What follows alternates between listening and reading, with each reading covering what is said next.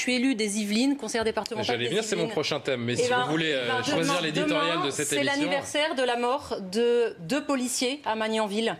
Et voilà, et je me dis, on a aujourd'hui la ministre de la Justice qui est prête à recevoir la famille d'Adama Traoré.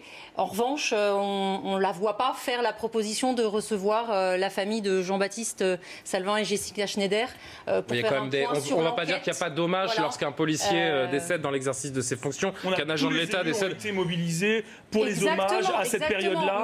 C'est difficile. Là, vous faites un peu de mauvaise foi, Laurence Trochu.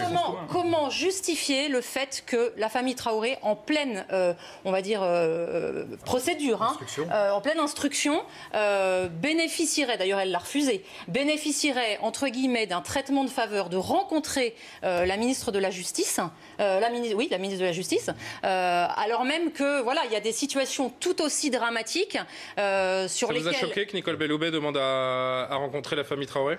Complètement. En termes de droit, c'est une affaire qui est en instruction.